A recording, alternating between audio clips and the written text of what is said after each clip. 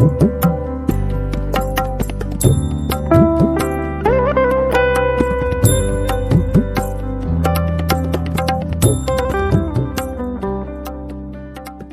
গেছেন আমাদের মধ্যে আজকে যিনি প্রধান অতিথি,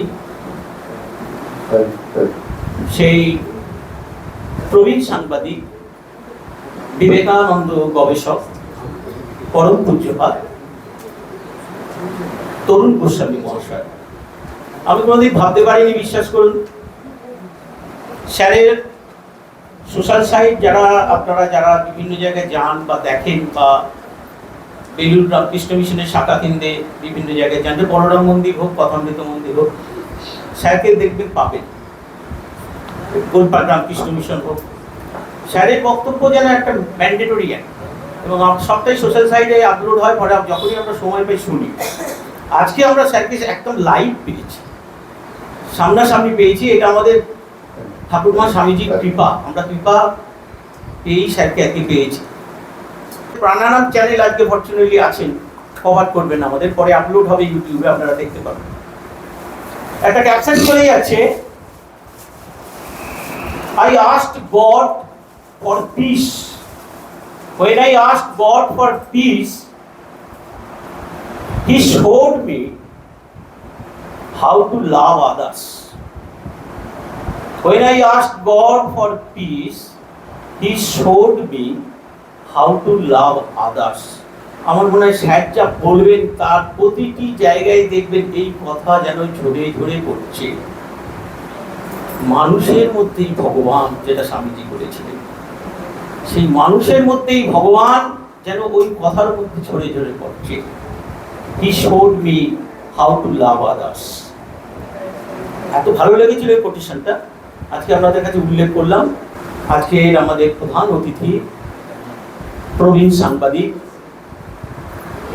বিবেকানন্দ গবেষক, আমাদের পরম পূজ্যপাদ ডক্টর তরুণ গোস্বামী মহাশয়। সুদীপবৃন্দ, এখন আমার ঘড়িতে 6:10, আমি ঠিক 7টা অবধি বলবো, তারপরে আধ ঘন্টা প্রশ্ন উত্তর করব। তার কারণ হচ্ছে, যদি প্রশ্ন উত্তরটা না করি তাহলে আমরা ভারতীয় তো, আমাদের এই বক্তৃতা শুনে ঘুমানোর একটা বদভ্যাস আছে। খুব সুন্দর করে এটি স্বামী জ্ঞানলোকানন্দজি বলেন যে,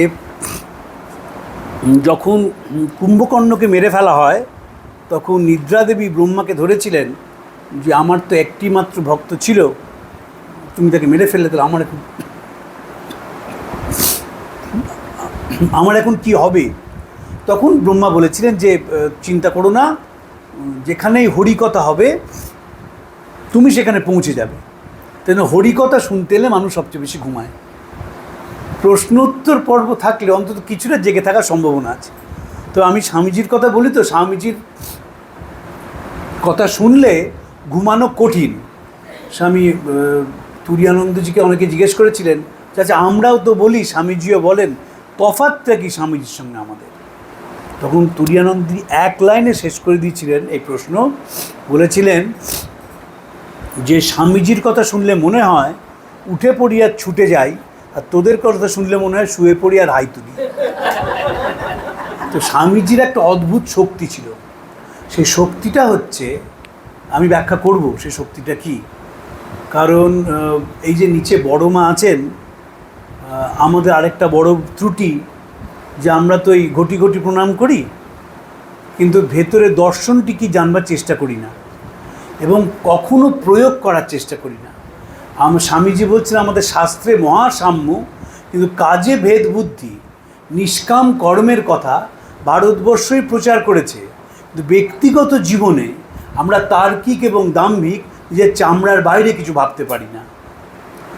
আমাদের যে দর্শন, যেটি বিবেকানন্দ চেয়েছিলেন, সেটি প্রয়োগ করতে চেয়েছেন। বলছেন, আমি বনের বেদান্তকে ঘরে নিয়ে আসবো। কেন বলছেন? ইটি স্টাডি, স্বামীজির বন্ধু ছিলেন, তাকে একটা চিঠি লিখছেন স্বামীজি, আমার কাজ হলো বেদান্তের শুকনো ভাবনাগুলোকে ভালোবাসা দিয়ে মোলান করে তার সঙ্গে সুতীব্র কর্মের মশলা মিশিয়ে যোগের পাকশালায় রান্না করে আমি এভাবে পরিবেশিত করতে চাই যাতে একটি শিশুও তা হজম করতে পারে। এই বেদান্তের মূল কথা কি? এই যে আমরা বললাম ব্রহ্ম সত্য জগৎ মিথ্যা, এর পরের লাইনটা আমরা কেউ বলি না। ব্রহ্ম সত্য জগৎটা মিথ্যে কেন? জগৎটা মিথ্যে হচ্ছে স্থায়ী নয় বলে। আমরা সবাই এখন এই ঘরে আছি, একটা সময় হবে তখন আমরা সবাই চলে যাব, তখন এই ঘরটা কিন্তু ফাঁকা হয়ে যাবে। বেদান্ত বলবে এই ক্ষণে এই দৃশ্যমান জগৎটা সত্যি, আর ফাঁকা হয়ে যাওয়ার ক্ষণে এটা সত্যি নয়। Real at this point of time and Unreal at that point of time. এটা হচ্ছে বেদান্তের কথা, যে একটা সময়টা সত্যি। এখন আমরা কি বসে আছি সামনে, এটা সত্যি নয়? নিশ্চয়ই সত্যি, কিন্তু কিছুক্ষণ পরেই আর থাকবে না। যখন থাকবে না, এই মানুষজন সবাই চলে যাবে, ঘরটি ফাঁকা হয়ে যাবে, তাহলে কি মিথ্যে হয়ে যাবে? তখনকার দৃষ্টিভঙ্গি থেকে এই ফাঁকা ঘরটাই সত্যি, আর এখনকার দৃষ্টিভঙ্গি থেকে এই ভরা ঘরটাই সত্যি। এটা মানলে কি হয়? মানলে জীবনের যে পরিবর্তন হয় সেটা মেনে নেওয়া যায়। বেদান্তকে কেন স্বামীজি বলেছেন আগামী দিনের ধর্ম? তার কারণ হচ্ছে যে বেদান্ত একদিকে যেমন মানুষের গৌরব বারবার বলেছে, অন্যদিকে বেদান্ত আমাদের শিখিয়েছে যে জীবনটা হচ্ছে অনিত্য। আমরা তো জীবনটাকে নিত্য ভাবি। আমরা ভাবি আমি একরকম সব সময় থাকব। আমি কিন্তু প্রত্যেক দিন পরিবর্তন হচ্ছে, আমার মনের পরিবর্তন হচ্ছে, আমার চিন্তার পরিবর্তন হচ্ছে, আমার চেতনার পরিবর্তন হচ্ছে, আমার দেহের পরিবর্তন হচ্ছে। এই পরিবর্তনশীলতা বেদান্ত মেনে নেয়। বেদান্তের কাছে কিছুই কনস্ট্যান্ট নয়। একমাত্র সত্যি হচ্ছে ট্রুথ, সত্য। তাই আর জীব ব্রহ্মৈব না পড়ো, মানে সেই যে সত্য, তার সঙ্গে জীবের কোনো পার্থক্য নেই। এটি হচ্ছে সবচেয়ে বড় কথা। আমরা তো সবসময় নিজেদের খণ্ডিত মানুষ বলে মনে করি। যখন আয়নার সামনে গিয়ে দেখি, তখন মনটা চলে যায় 20 বছর আগে চেহারাটা কেমন ছিল। যেই হাঁটুতে সামান্য ব্যথা হয়, বলে তাহলে আমার তো আর কিছু রইল না, আমি কীরকম 20 বছর আগে ছিলাম, দেখো কি অসাধারণ চেহারা ছিল, রাস্তায় হেঁটে গেলে লোকে চেয়ে থাকতো, আর এখন আর কিছু নেই। বেদান্ত বলে যে তোমার মধ্যেই সেই অনন্ত শক্তি, এবং জীবনটা হচ্ছে সেই শক্তির স্ফুরণ ঘটানো, নানাভাবে শক্তি প্রকাশ করাটাই হচ্ছে জীবন। এই স্বামীজি বেদান্তকে প্রচার করতে চেয়েছিলেন। যখন স্বামীজির মেজ ভাই মহেন্দ্রনাথের সঙ্গে লন্ডনে বসে কথা হচ্ছে, তখন বলেছিলেন, দেখ, যখন আমি দেশে বেদান্তের কথা বললাম তখন কেউ শুনল না, তাই ভাবলাম স্বাধীন দেশে গিয়ে বলি। স্বামীজি ফিরে এলেন পাশ্চাত্য থেকে প্রথমবার। শিষ্য জিজ্ঞেস করলেন, আপনি তো ওদেশে খুব বক্তৃতা করলেন, এখানে কিছু বলেন না কেন? বাস্তবিক স্বামীজি যখন ফিরে এলেন, তখন lecture from Colombo to Almora. তারপরে স্বামীজি দ্বিতীয়বার বিদেশে গেলেন, ফিরে এলেন। সেই বক্তৃতা তো আর পাওয়া যায় না, কারণ গুডউইন মারা গেছেন তখন। শেষ বক্তৃতা মেঘালয়তে দিয়েছিলেন, কিছুই বললেন না এখানে। স্বামীজি তখন কি বললেন শিষ্যকে? বললেন, দেখ, তোদের দেহে বল নেই, মস্তিষ্কে তেজ নেই, আগে কিছুটা ভোগ করতে শেখ, তাহলে বেদান্ত বুঝতে পারবি। আর ওদেশের মানুষ ভোগের শিখরে উঠেছে, তাই তারা শান্তির পথ খুঁজছে। এর থেকে বড় সত্যি কথা আর হতে পারে না। আমাদের দেশে আমরা মনে করি যে ভোগ করাটা হচ্ছে অন্যায়, এবং ভোগ করাটা অন্যায়ের জন্য কি হয়, আমরা আর চোখে ভোগ করতে চাই, সোজা চোখে দেখি না। সাহেবরা তা করে না, সাহেবরা ভোগটা ভোগের মতো করে। তাই স্বামীজি বলছেন, এই কিছুটা ভোগ করতে শেখ, তাহলে বেদান্ত বুঝতে পারবি। আমার ব্যক্তিগতভাবে মনে হয় যে এইটি হচ্ছে বিবেকানন্দ চর্চার যথার্থ সময়। কেন যথার্থ সময়? কারণ আমাদের তো বাহ্যিক চাকচিক্য অনেকটা হয়েছে। ধরুন, এই আমি যে রাস্তা দিয়ে এলাম আজকে, সেই রাস্তার 20 বছর আগে টিম টিম করে আলো জ্বলত। এখন কিন্তু পরিষ্কার রাস্তা, খানাখন্দে ভরা ছিল। যখন কোনা এক্সপ্রেসওয়ে দিয়ে যাই, তখন আলো থই থই করছে। শঙ্করীপ্রসাদ বাবু বলতেন যে আমি ভাবি যে হাওড়ায় কবে সেই আলো আসবে। মণিশঙ্কর মুখার্জি একটা লেখা আছে, স্বদেশ ভার্সেস বিদেশ। সেখানে মণিশঙ্কর লিখছেন যে মানুষকে যখন ঈশ্বর নরকে পাঠাতে চান, চূড়ান্ত শাস্তি দেন, তখন তিনি হাওড়ায় জন্মিয়ে পাঠান। এত গলি, এত নোংরা, কল্পনা করা যায়, কিন্তু পাল্টে গেছে চেহারা। এই যে পরিবর্তন ঘটেছে বাহ্যিক জগতে, মানুষের শিক্ষা জগতে পরিবর্তন ঘটছে, সেই পরিবর্তনের সঙ্গে মনোজগতের পরিবর্তন ঘটাতে হয়, তাহলে এই জীবনটা একটা মাত্রা পায়। এখন শিক্ষা জগতেও কিন্তু ব্যাপক পরিবর্তন ঘটছে। আমি তো সারা পশ্চিমবঙ্গ চষে বেড়াই বক্তৃতা করে বা খবরের কাগজের কাজের জন্যে। আমি সেখানে গিয়ে দেখছি যে কত যে মানুষ, বিশেষ করে মেয়েরা, যে কি ব্যাপক পড়াশোনা করছে, এর কোনো তুলনা নেই। আমি কিছুদিন আগে আসছিলাম একটা ট্রেনে করে, একটি দেখি মা এবং তার ছেলে রয়েছেন, আমার সামনে বসে রয়েছেন। সেই মা ছেলেকে পুরো ধানবাদ থেকে কলকাতা বোঝাতে বোঝাতে এলেন যে কেন মোবাইল ফোন বেশি ব্যবহার করবে না, কেন মোবাইল ফোন কম ব্যবহার করবে, এবং পুরো রাস্তাটা একটা গল্পের বই পড়ে ছেলেকে শোনাতে শোনাতে এলেন। এ কিন্তু হয়নি। আমরা তো কথায় কথায় বলি যে আমাদের অতীত সাংঘাতিক ছিল, এমন সৎ মানুষ ছিল, এমন উদার মানুষ ছিল, এমন মহৎ মানুষ ছিল, কল্পনা করা যায় না। কিছু লোক আছেন, এখন তো তাদের সংখ্যা কমে গেছে, কিছুতেই সঙ্গে সঙ্গে তারা বলতে, আরে সে ছিল ব্রিটিশের যুগ, বুঝলে। তাই যদি হতো তাহলে আমরা উত্তরসূরিদের হাতে আমাদের আধ্যাত্মিক ঐশ্বর্য তুলে দিলাম না কেন? আমাদের ছেলে মেয়েদের হাতে বিবেকানন্দের বই কেন তুলে দিলাম না? বাড়িগুলোতে সবাই মিলে কেন বিবেকানন্দ চর্চা করা হলো না? আমরা কোনো দিন মূল্যবোধের মধ্যে ছিলাম না, আমাদের ভোগ ছিল না, তাই জন্যে আমরা একটা যোগের অভিনয় করে বেড়াতাম। যেই ভোগ এলো, দাদু আর নাতি মোবাইল দেখতে শুরু করলো। অদ্ভুত। সকালবেলায় দেখি যে বাস স্ট্যান্ডে নাতি এবং দাদু বসে আছে, দুজনেই মোবাইল দেখছে। ভোগ। 70 বছরের দাদু, তার জন্মদিনে কেকে আলো জ্বলে উঠছে, নাহলে জন্মদিন পালিত হচ্ছে। আমি কলকাতার কথা বলছি না, আমি শহরতলির কথা বলছি। এই যে ভোগের মধ্যে আমরা ডুবে গেলাম, গোটা দেশটা ভোগময় হয়ে গেল। ফলে হলো কি, মানুষের অনুভূতিটা শূন্যে চলে এলো। এটি ভারতবর্ষের সবচেয়ে বড় সংকট। স্বামীজি শ্রীরামকৃষ্ণকে বেলুড় মঠে প্রতিষ্ঠা করে বলেছিলেন, এখানের উদ্ভিন্ন ছটা জগৎকে প্লাবিত করবে, মানুষের জীবন গতি পাল্টে দেবে। স্বামীজি বলেছিলেন, যারা ভালো তাদের এখানে আসতেই হবে, তারা যেখানেই থাকুক, যাই করুক, এখানকার কথায় ও ভাবে তাদের অনুভব হবেই হবে। বলছেন তো স্বামীজি, জীবন গতি পাল্টে দেবে। কেন বলছেন? শ্রীরামকৃষ্ণ যখন কলকাতায় ছিলেন, দেখুন আমরা কথামৃত পড়ি, তো আমরা কথামৃত কখনো ঐতিহাসিক প্রেক্ষাপটে পড়ি না। কথামৃত তো একটা ঐতিহাসিক দলিল।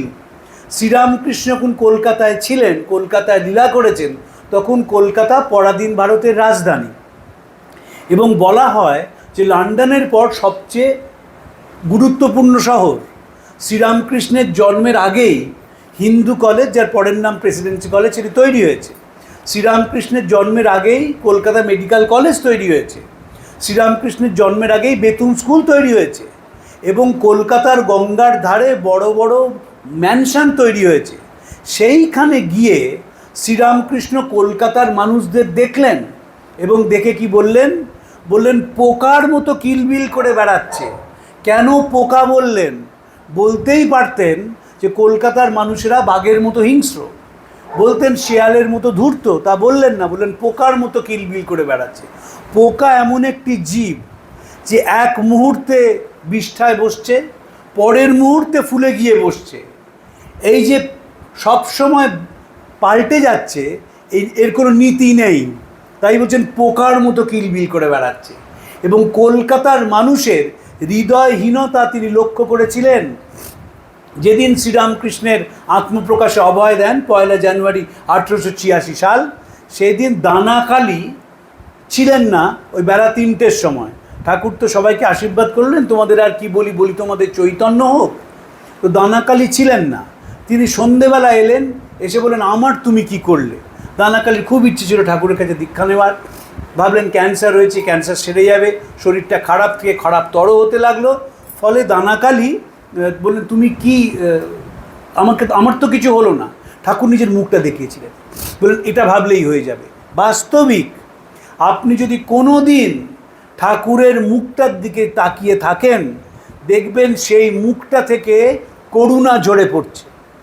আমরা তো ঠাকুরের ছবির দিকে তাকাই সেই গীতার কথা মনে রেখে। 4 জন আমাকে ডাকে, আর্ত ডাকে, অর্থার্থী ডাকে, জিজ্ঞাসু ডাকে এবং জ্ঞানী ডাকে। অসুখে পড়লেই ঠাকুরকে ডাকে, ঠাকুর যেন আমার রোগটা সেরে যায়। যেই ডিএটা বাড়ছে না তখন ঘটি ঘটি ঠাকুরকে ডাকে, ঠাকুর ডিএটা যেন বাড়িয়ে দাও আমার। কিন্তু জিজ্ঞাসু আর জ্ঞানী হতে পারে না। জিজ্ঞাসু মানে জানবার যার ইচ্ছে আছে। যদি জানবার ইচ্ছে নিয়ে ঠাকুরকে দেখা যায়, দেখবেন তার মুখ থেকে একটা অদ্ভুত করুণা ঝরে পড়ছে। এই যে করুণা ঝরে পড়া, এটি হচ্ছে আধুনিক পৃথিবীর সবচেয়ে বড় শিক্ষা।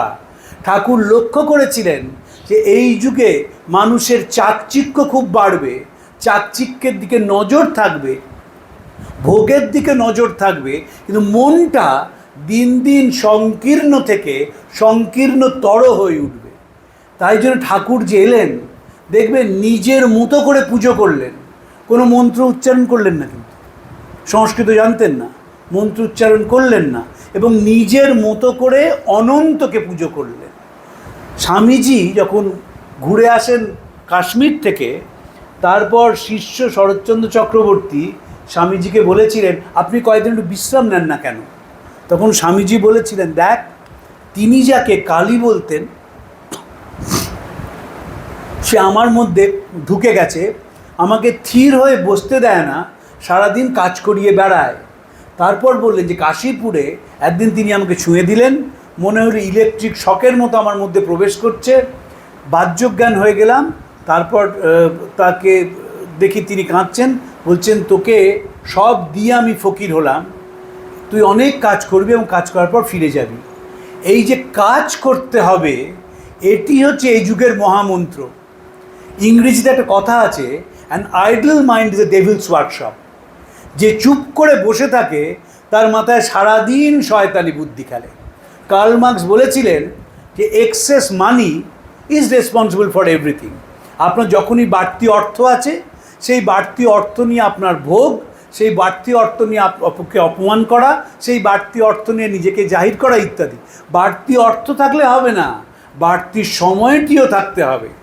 এবং যে মুহূর্তে বাড়তি সময় আমাদের আসে, সঙ্গে সঙ্গে আমাদের গোটা জীবন পরনিন্দা পরচর্চায় চলে যায়। তাই জন্য স্বামীজি কী করলেন, কাজের মধ্যে ঢুকিয়ে দিলেন। বলছেন, গাঁয়ে গাঁয়ে যাও, ঘরে ঘরে যাও, মৃত্যু যখন নিশ্চিত তখন পরের জন্যে কাজ করে মারা যাওয়াই ভালো। স্বামীজির দেহত্যাগের 2 মাস আগে নিবেদিতা একটা চিঠি লিখলেন, কেমন আছেন? স্বামীজি উত্তর দিলেন, এত কাজ করতে হয় যে বুঝতে পারি না কেমন আছি, আর বুঝতেই যখন পারি না তখন ধরে নিতে হবে আমি ভালো আছি। যখন স্বামীজি এই কথাটা বলছেন, তখন মৃত্যু দরজায় কড়া নাড়ছে। একটা চোখ নষ্ট হয়ে গেছে ডায়াবেটিসে, 2টো কিডনি নষ্ট হয়ে গেছে, 2বার হার্ট অ্যাটাক হয়ে গেছে, এবং বয়সটা মাত্র 39। স্বামীজির প্রথম হার্ট অ্যাটাক হয় 1895 সালে ইংল্যান্ডে। স্বামীজি শুয়েছিলেন, রোববার দিন কথা বলছেন, খুব বুকে ব্যথা, স্বামীজি একটা ইজি চেয়ারে শুয়ে পড়লেন। একজন আমেরিকান সাংবাদিক এসেছিলেন স্বামীজির সঙ্গে কথা বলতে। তারপরই বললেন যে এটা আমাদের বংশগত রোগ। সেই স্বামীজির প্রথম হার্ট অ্যাটাক হয়েছিল ইংল্যান্ডে, একটা ম্যাসিভ হার্ট অ্যাটাক। তারপরও কয়েক বছর বেঁচে ছিলেন, 39-এ চলে গেলেন। এবং বলছেন, এত কাজ করতে হয়, বুঝতে পারি না আমি কেমন আছি, আর বুঝতেই যখন পারি না আমি ধরে নিতে হবে আমি ভালো আছি। আমরা যারা ফেসবুক দেখি, একটু মাথায় ব্যথা হয়েছে, সঙ্গে সঙ্গে লিখে দিল কোন ওষুধ খাবো একটু বলুন, আর ফেসবুকে মাতব্বরেরা উত্তর লিখতে শুরু করলেন, এই ওষুধ খান, এই ওষুধ খান, এই ওষুধ খান। সবাই তো আমরা ডাক্তার, ডাক্তারির পরিভাষায় একে বলে 4th ইয়ার সিনড্রোম। মানে ডাক্তার আমরা হইনি, কিন্তু সবাই মনে করি। দেখবেন কিছু হলেই মেডিকেল অ্যাডভাইস আমরা সবচেয়ে বেশি দিই। শঙ্করীবাবু, তাকে যদি কেউ জিজ্ঞেস করতো, স্যার কেমন আছেন, উনি বলতেন, দেখো ভাই, আমার কথা বলতে গেলে 5 মিনিট আমার মেডিকেল বুলেটিনটা বলতে হবে, এবার তোমার কথা শুনতে গেলে আমার 5 মিনিট মেডিকেল বুলেটিনটা শুনতে হবে, 10টা মিনিট চলে যাবে। তার থেকে চলো বিবেকানন্দ চর্চা করি। বিবেকানন্দের সুবিধা হচ্ছে, বিবেকানন্দ জীবনের মুখোমুখি আমাদের দাঁড় করিয়ে দেন যে জীবনটা কেমন, জীবনটা তুমি গ্রহণ করতে শেখো। বলছেন, face illusion, face ignorance and fly not.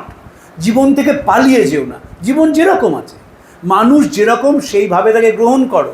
বলছেন গতকালের দিকে তাকিও না, আজকে থেকে শুরু করো। No point looking behind, forward forward. দাও আর souls absolute, spirits free, blessed and eternal. Souls absolute, তুমি পরিপূর্ণ একটি সত্তা এবং তুমি মুক্ত। আমরা তো বাস্তবিক প্রত্যেক মানুষ মনে রাখবেন, আমরা কিন্তু প্রকৃত অর্থে মুক্ত। সংসারের চাপে পড়ে নিজেদের আত্মবিশ্বাস থাকে না বলে আমরা খণ্ডিত মানুষ বলে নিজেদের মনে করি। যদি আমাদের মুক্ত আমরা না হতাম তাহলে কখনো হরিকথা ভালো লাগতো না।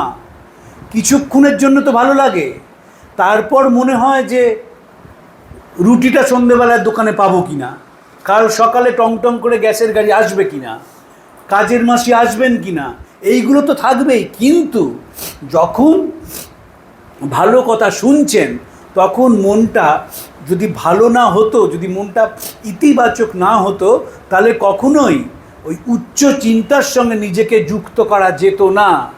রামকৃষ্ণ বিবেকানন্দ আমাদের ভেতর থেকে সেই ইতিবাচক দিকটিকে টেনে বের করে এনেছেন। রোমারোলা রবীন্দ্রনাথকে জিজ্ঞেস করেছিলেন ভারতবর্ষ সম্বন্ধে পড়ব, কি বই পড়ব বলুন। রোমারোলাকে রবীন্দ্রনাথ বলেছিলেন, যদি ভারতবর্ষের কথা জানতে চাও বিবেকানন্দকে পড়ো, তার মধ্যে নেতিবাচক কিছু নেই, যা আছে সব ইতিবাচক। নেতিবাচক কিছু নেই, পুরোটাই ইতিবাচক। মানুষের জীবনটাই কিন্তু ইতিবাচক, তার মনটা কিন্তু ইতিবাচক। সে জোর করে নেতির মধ্যে থাকে, সে জোর করে নেগেটিভিটিটাকে পছন্দ করে, সে জোর করে পরের সমালোচনা করতে চায়, ওগুলো জোর করে করা। কিন্তু যদি এমন কোনো একটা সিস্টেম করা যায় যেখানে সে হরিকথা শুনবে, তাহলে মনটা হরিকথাতেই বদ্ধ হয়ে থাকে। আপনি পাশাপাশি দুটো জিনিস শুনবেন ইউটিউবে, একটা হরিকথা শুনবেন, একটা স্ক্যান্ডেল শুনবেন। দেখবেন স্ক্যান্ডেলটা 2 মিনিটের বেশি ভাল লাগছে না, কিন্তু হরিকথা অনেকক্ষণ ভাল লাগছে। ওই মনটা হচ্ছে ইতিবাচক, কারণ আমরা পূর্ণ বলে। শ্রীরামকৃষ্ণ এটি শিখিয়েছিলেন। পরাধীন ভারতে ইংরেজরা আমাদের মাথায় ঢুকিয়ে দিয়েছিল, যেহেতু আমাদের রাজনৈতিক স্বাধীনতা নেই এবং যেহেতু আমাদের অর্থ নেই, আমাদের মাথার উপর, বাড়ির মাথার উপর চাল নেই, ফলে আমরা খণ্ডিত মানুষ এবং এইটি আমরা বিশ্বাস করে গেলাম। আপনি কিছুতেই বিশ্বাস করতে পারেন না আমি পূর্ণ, আপনি কিছুতেই বিশ্বাস করতে পারেন না আপনার পক্ষে এটা সম্ভব, এবং বারবার আমাদের মনে হয় যে আমার পক্ষে এটা সম্ভব নয়। এই যে আমরা হীনমন্যতায় ভুগি, স্বামীজি এটাকে কাটাতে এসেছিলেন। ঠাকুর কি দেখলেন? দেখলেন এমন একটি ছেলেকে আমার দরকার যে বিশ্বের কাছে আমার যে সাধনা, সেই সাধনাকে পৌঁছে দেবে। সেই সাধনাটি কি? সাধনাটি হচ্ছে যত মত তত পথ। খুব কঠিন সনাতন ভারতবর্ষের দর্শন যে আমি সব মতকে এবং সব পথকে শ্রদ্ধা করব, আমরা পারি না করতে। এইখানে একটা গলায় মার লকেট পড়া আছে, একেবারে লিস্ট করে রামকৃষ্ণ মিশনের সাধুদের চেনেন, নিয়ম করে বেলুড় মঠে যান, কিন্তু যে মুহূর্তে আজানের শব্দ শোনেন বলে ওঠেন এটাই আমাদের দেশের সর্বনাশটা করেছে। ঠাকুর কি করেছিলেন? স্বামী অবেদানন্দকে নিয়ে ঠিক মৌলালির মোড়ে যে মাজারটি আছে, যে পীর বাবা ঠাকুরের বন্ধু ছিলেন, অবেদানন্দজিকে নিয়ে যাচ্ছেন, তখন আজান শুরু হচ্ছে। ঠাকুর বলেছিলেন যে যখন ওরা আজান দেবে, যদি মনে হয় হরিকেই ডাকছে, বুঝবি ভেতরে মা জেগে উঠছেন। তো আমরা পারি না সেটা করতে, কিন্তু আমাদের ওপরের ভরংটা ঠিক থাকে। ঠাকুর মা স্বামীজিকে বলা মানে অন্তর্নিহিত উদারতার বহিঃপ্রকাশ। ঠাকুর এই উদারতাকে গোটা পৃথিবীতে পৌঁছাবেন, তাই জন্য এমন একটা ছেলেকে নিয়েছিলেন যে দেখতে শুনতে ভালো, চমৎকার ইংরেজি বলে, অসাধারণ স্মার্ট, এবং আন্তর্জাতিক মঞ্চে তিনি পৌঁছতে পারেন। ঠাকুর জানতেন পৌঁছালে কি সমস্যা হবে। যখন স্বামীজি মাদ্রাজে আছেন, তখন মাদ্রাজি ভক্তরা বলল রাত্রিরে কার সঙ্গে তো তর্ক করেন? তখন স্বামীজি বললেন যে আর বলো না, আমার গুরুর সঙ্গে। তিনি বলছেন আমাকে বিদেশে যেতেই হবে, আমি রাজি নই, কালকে রাজি হয়ে গেছি, বলেছি ঠিক আছে আমি বিদেশে যাব। এই যে কালাপানি স্বামীজি পার হলেন, পার হওয়ার পরে ফলে কি হলো? ব্রাহ্মণেরা বলতে শুরু করলো এ লোকটা কায়স্থর ছেলে, নামের আগে স্বামী ব্যবহার করেছে, এ স্বামী হওয়ার কোনো অধিকারই নেই, এ সন্ন্যাসী নয়, কারণ কায়স্থর ছেলে। আসা মাত্র এই দেশের মানুষরা জিজ্ঞেস করলো, স্বামীজি এতদিন বিদেশে ছিলেন, কি খেতেন? স্বামীজি বলতেন, যা পেতুম তাই খেতুম। এবং নানাভাবে বিবেকানন্দকে পর্যদুস্ত করতে শুরু করলো। বলো ও বিবেকানন্দ নয়, ও বিবিকা আনন্দ বললো তো। বলতেন যে বেলুড় মঠে ওটা মঠটট কিছু না, বুঝলে, ওটা হচ্ছে প্রমোদোদ্যান। কেন বলেছে? তার কারণ তারা বুঝতেই পারেনি যে বিবেকানন্দ কি দিয়ে গেলেন আমাদের। বিবেকানন্দ আন্তর্জাতিক মঞ্চে ভারতবর্ষের যে মূল দর্শন, সেই দর্শনটি দিয়ে গেলেন। সেই দর্শনটি কি? প্রথম বক্তৃতায় স্বামীজি বলেছিলেন যে আমরা we believe not only universal toleration but we accept. আমরা শুধু অপরকে গ্রহণ করি না, শুধু তাদের সঙ্গে তাদের টলারেট করি তা না, অ্যাকসেপ্ট করি। এই যে আমরা গ্রহণ করতে পারি, এটি হচ্ছে ভারতবর্ষের সবচেয়ে বড় শিক্ষা, যে আমরা যে কোনো জিনিসকে, মতকে গ্রহণ করতে পারি।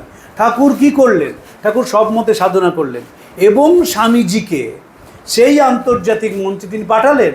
যখন শিকাগোয় স্বামীজি বক্তৃতা দিচ্ছেন, সেই বক্তৃতা সম্বন্ধে বলা হচ্ছে যে ঘণ্টার ধ্বনির মতো কণ্ঠস্বর, বলা হচ্ছে মধ্যরাত্রির আকাশের মতন শান্ত দুটি চোখ, বলা হচ্ছে বুকের ওপর যখন হাত জোড়া করে দাঁড়ান, তখন শ্রেষ্ঠ অভিনেতার ক্ষমতা নেই তাকে অনুকরণ করে। এই যে বিবেকানন্দ, তিনি পাশ্চাত্যের জগৎকে বেদান্তের কথা শোনালেন।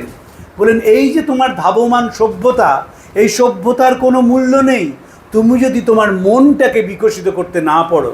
জোসেফিন ম্যাকলডকে চিঠি লিখছেন যে ভারতবর্ষের ওপর দিয়ে নানা সভ্যতা বয়ে গেছে এবং এই সভ্যতা ভারতবর্ষকে শিখিয়েছে ত্যাগই মূল মন্ত্র। পাশ্চাত্যের মানুষ নতুন সভ্যতার সুরাপানে মত্ত। যে ত্যাগ হচ্ছে জীবনের মূল মন্ত্র, এটি স্বামীজি বারবার বলেছেন, এটি বেদান্তের কথা। এবং দেখবেন আমরা অজান্তে কিন্তু এই ত্যাগই এখন মূল মন্ত্র। ডাক্তারবাবুর কাছে যাবেন, তিনি প্রেসক্রিপশানটা লিখেই বলবেন পরিমিত খাবেন, তার মানে কি? ত্যাগ করবেন। আগে 10 টুকরো পাঁঠার মাংস খেতেন, এখন 2 টুকরো খাবেন, ত্যাগ করবেন। বলবেন সিগারেট খাওয়া ছেড়ে দেবেন, মানে ত্যাগ করবেন। বলবেন যে লাইফস্টাইল পাল্টাবেন, মানে ত্যাগ করবেন। এই ত্যাগ হচ্ছে জীবনের মূল মন্ত্র। এটি ঋষির সবচেয়ে বড় আবিষ্কার, যে সভ্যতা তখনই ঋদ্ধ হয় যখন মানুষ মন থেকে ত্যাগ করতে শেখে। এবং পাশ্চাত্যের স্বামীজি তাই বলছেন যে এই পাশ্চাত্যের সভ্যতা নতুন সুরাপানে মত্ত, আর ভারতবর্ষের সভ্যতা শিখিয়েছে যে ত্যাগই মূল মন্ত্র। এই যে ত্যাগ মূল মন্ত্র, এটা কীভাবে হবে? এ তো হওয়া খুব কঠিন। মানুষ তো কিছুতেই তার অহংকার যায় না।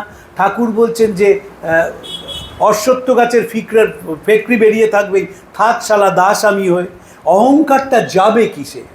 স্বামীজি সেই অহংকার যাবার পথটা বলে দিলেন। আমি সেই দেবতার পূজারী, অজ্ঞেরা যাকে ভুল করে মানুষ বলে ডাকে। এই দেবতাকে, মানুষ দেবতাকে পুজো করা সবচেয়ে কঠিন। নিচের দেবতাকে পুজো করা কঠিন না কিন্তু, কারণ উনি কথাটা বলেন না বলে। আর কথা বললেও গুটি কয়েক ব্যক্তির সঙ্গে কথা বলেন। কিন্তু যে মানুষ, যে দেবতা কথা বলে, যার গায়ে ধুলো লেগেছে, যে দেবতা 2 পা এগোয় তো 4 পা পিছিয়ে যায়, যে দেবতার দুঃখে কষ্টে যন্ত্রণায় কাঁদতে কাঁদতে চোখের জল শুকিয়ে যায়, কণ্ঠটা স্তব্ধ হয়ে যায়, সেই দেবতাকে পূজা করা খুব কঠিন। তাই স্বামীজি বলছেন, আমি সেই দেবতার পূজারী, অজ্ঞেরা যাকে ভুল করে মানুষ বলে ডাকে। এই মানুষ দেবতাকে শ্রীরামকৃষ্ণ চিনিয়ে দিলেন এবং স্বামীজি এই মানুষ দেবতার উপাসনা সারা জীবন করে গেলেন। যখন উত্তর কলকাতায় প্লেগ এলো 1898 সালে, নিবেদিতা সে বছরই গোড়ায় ভারতবর্ষে এসেছেন এবং যারা বড়লোক তারা এলাকা ছেড়ে চলে গেলেন, প্যাঁচে পড়ে গেলেন যারা গরিব মানুষ, যারা বস্তির মধ্যে থাকে, তারা মৃত্যুর জন্য অপেক্ষা করতে লাগলেন। স্বামীজি একটা প্যাম্পলেট ছাপালেন, কি করণীয় কি বর্জনীয়, এবং সেই প্যাম্পলেটে লিখলেন বেলুড় মঠের সন্ন্যাসীদের সম্বন্ধে, যে আমরা গরিব, গরিবদের ভালোবাসি, যদি কারুর হাতে পায়ে সেবার প্রয়োজন হয় বেলুড় মঠে যোগাযোগ করবেন, হাতে পায়ে সেবার অভাব হবে না। এবং স্বামী শিবানন্দ, স্বামী নিত্যানন্দ, স্বামী সদানন্দ এবং নিবেদিতা একটা দল তৈরি করলেন এবং নিবেদিতা নিরলসভাবে উত্তর কলকাতার প্লেগে সেবা করে গেলেন। ডক্টর রাধা গোবিন্দ কর, যার নামে একটা হাসপাতাল রয়েছে আর.জি. কর মেডিকেল কলেজ অ্যান্ড হসপিটাল, তিনি লিখছেন যে বিকেল গড়িয়ে সন্ধে হচ্ছে, একটি রোয়াকে বসে নিবেদিতা এবং স্বামী সদানন্দ কি লেখালেখি করছেন। আমি জিজ্ঞেস করলাম যে মধ্যাহ্নভোজ হয়েছে? বললেন এই বেলুড় মঠে রিপোর্টটা পাঠিয়ে মধ্যাহ্নভোজ করব। এই যে নিজেকে অস্বীকার করা, নিজেকে ডিনাই করে সমাজকে সেবা করা, এটি হচ্ছে বিবেকানন্দের মূল তত্ত্ব। আপনি যখন মানুষকে ভালোবাসবেন নিঃস্বার্থভাবে, যখন মানুষের জন্য কিছু করবেন, যখন তার চোখের জল মোছাবেন, তখন আমি কি পেলাম আর আমি কি পেলাম না সেদিকে নজর থাকে না। স্বামীজি লেক লুসার্নে আছেন, 1895 সাল। সাথে রয়েছেন পল ডয়সন, তিনি বিখ্যাত ভারত ইন্ডোলজিস্ট ছিলেন। তো পল খবর পেলেন যে মাইসোরের মহারাজা তার বাড়ির প্রাসাদের কয়েকটি ঘর খুলে দিয়েছেন দরিদ্র ছেলেমেয়েরা পড়াশোনা করবে বলে। স্বামীজি চিঠি লিখলেন রাজাকে অভিনন্দন জানিয়ে। এই জীবন কয়েকদিনের, জীবনের চাকচিক্যও কয়েকদিনের। সেই বেঁচে থাকে যে পরের জন্য বেঁচে থাকে, বাকিরা মৃত প্রেততুল্য। তারপর লিখলেন, রাজা, আপনার জন্য আমি প্রতিদিন ঈশ্বরের কাছে প্রার্থনা করি। দারিদ্র ও অশিক্ষায় নিমজ্জিত লক্ষ লক্ষ ভারতীয়ের জন্য আপনার মন যেন আরও গভীরভাবে অনুভব করে। জীবনটা কয়েকদিনের, চাকচিক্যও কয়েকদিনের। চাকচিক্য, এই যে জীবনে আমরা চাকচিক্য করি না, একটু পেন্ট করি, একটু বোটক্স করি, একটু সাজগোজ করি, অনেকক্ষণ ধরে বিউটি পার্লারে সময় কাটাই। মহিলারা না, আজকাল পুরুষরাও সময় অনেকক্ষণ ধরে কাটান। খুব আনফর্চুনেট, এত সময় কি করে পান জানি না। তার কারণটা কি? ভেতরটা ফাঁকা। যে মানুষ ভেতরে পূর্ণ, তাকে বাইরে থেকে সাজতে হয় না, তার ভেতরটাই কথা বলে। যে স্বামীজি বলছেন, if there is a conflict between head and your heart, appeal to your heart. যদি মস্তিষ্ক এবং হৃদয়ের মধ্যে কখনো সংঘাত লাগে, তুমি তোমার হৃদয়ের ভাষায় কথা বলো, হৃদয়ের উষ্ণতা দিয়ে তুমি মানুষকে স্পর্শ করবার চেষ্টা করো। যখন কথা বলবে তার মধ্যে যেন নিঃস্বার্থ ভালোবাসা থাকে। এইগুলো সমাজে আনতে হবে যদি আমাদের বেঁচে থাকতে হয়। আর যদি না না যায় তাহলে কি হবে? যে দরকার কি, বেশ তো চলছে। বেশ চলবে না। যে বিশ্বাসহীনতা, যে শ্রদ্ধাহীনতা বাড়িগুলোর মধ্যে ঢুকে গেছে, যদি আমরা এখন থেকে যত্নবান না হই, তাহলে 10 বছরের মধ্যে বাড়িগুলো এত দাউ দাউ করে জ্বলবে যে কোনো দমকল আগুন নিভাতে পারবে না। এখনই বাড়িগুলোর চেহারা দেখুন। বাড়িটা বাড়িই আছে, 2 কোটি টাকার ফ্ল্যাট, দুর্ধর্ষ সাজানো গোছানো, কিন্তু ঢুকেই বুঝবেন এটা আশ্রম নয়। কারুর সঙ্গে কারুর মনের যোগাযোগ নেই, কেউ কারুর সঙ্গে কথা বলে না। যে কোনো বিয়ে বাড়িতে যাবেন, দেখবেন 4টি সমবয়স্ক ছেলে মেয়ে বসে আছে, কেউ কথা বলছে না, মোবাইল নিয়ে খেলা করছে। এগুলো তো দুর্ভাগ্যের লক্ষণ। কেউ কথা বলছে না, সাইন অফ মিসফরচুন। মাসি, কাকা, জ্যাঠাদের ছেলে মেয়েদের চেনে না কেউ কাউকে, এবং সবাই মোবাইল নিয়ে খেলে যাচ্ছে। যখন মানুষ কথা বন্ধ করে দেয়, সেদিন আমি কলকাতার এক বিখ্যাত ডাক্তারবাবুর কাছে গিয়েছিলাম, তিনি শিশু রোগ বিশেষজ্ঞ, অরুণ মাঙ্গলি। তিনি বলছিলেন যে এখন ছোট বাচ্চাদের বাবা মারা হাতে মোবাইল দিয়ে দেয়, তারা কাজ করতে যান, বাচ্চা আয়ার পাল্লায় থাকে, সে চলে গেলেই টেলিভিশন দেখে আর মোবাইল দেখে বাচ্চাটা। ফলে কি হচ্ছে, একদম শিশুদের চোখ খারাপ হয়ে যাচ্ছে খুব তাড়াতাড়ি, কারণ ছোটো স্ক্রিনে অভ্যেস হয়ে যাচ্ছে।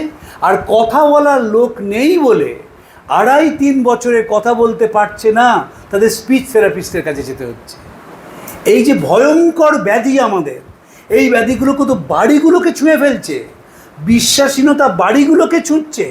আমাদের ছেলে মেয়েদের এত শিক্ষা, এত স্মার্টনেস, কিন্তু মরাল আর সোশ্যাল ট্রেনিং দেওয়া গেল না বলে কোনো স্তরে তাদের মনটাকে নরম করা গেল না। নরম করা হচ্ছে অনেক, তার সে গল্প একটু শেষের দিকে বলবো। কিন্তু মরাল ট্রেনিং, স্বামীজি বারবার বলছেন, স্বামীজি একটি বক্তৃতা আছে ম্যাড্রাসে দিয়েছিলেন, আমার সমন্বিতি বলে। প্রথমেই বলছেন ধর্মদান। ধর্মদান মানে ওই পুজো অর্চনা নয়, ধর্মদান মানে মরাল ট্রেনিং, সোশ্যাল ট্রেনিং। আপনি যখন বর্ষাকালে 2 চাকা চালিয়ে যাচ্ছেন, আপনি শিক্ষিত মানুষ হন এবং গাড়ি চালান, আপনি ধীর গতিতে গাড়িটা চালাবেন যাতে ওই মানুষটা বিপদে না পড়ে যে 2 চাকায় আছেন। This is social training. আমাদের নেই সেটা, আমাদের জিরো সোশ্যাল ট্রেনিং। দেখবেন যত সরু রাস্তা তত আপনাকে এমন প্যাঁচের মধ্যে দিয়ে যাবে যেন আপনি যে কোনো সময় পড়ে যেতে পারেন। আর মরাল ট্রেনিংটা নেই, তাই জন্যে কার কি চাই সেই চাওয়ার দিকে নজর যায় না, সব সময় অনেকটা চাই। কি চাই, কেন চাই? আপনি তো কোনো অবস্থায় দুটো জামা কি পরতে পারবেন না, আপনি কোনো অবস্থায় দুটো ঘড়ি পরতে পারবেন না, একদম লুম্বিনী পার্কে পাঠিয়ে দেবে পাগলা গারোতে। দুটো জুতো পরতে পারবেন না, কিন্তু আমার চাই। এখন পৃথিবীতে একটা নতুন আন্দোলন এসেছে, এই আন্দোলনকে বলা হচ্ছে অ্যাটায়ার র্যাশনিং, যে আমার প্রয়োজনের বেশি আমি জামা কাপড় কিনবো না। বিল গেটস সেটাকে প্রচার করছেন যে আমি একদম যা প্রয়োজন সেই প্রয়োজনের জামা কাপড় কিনবো।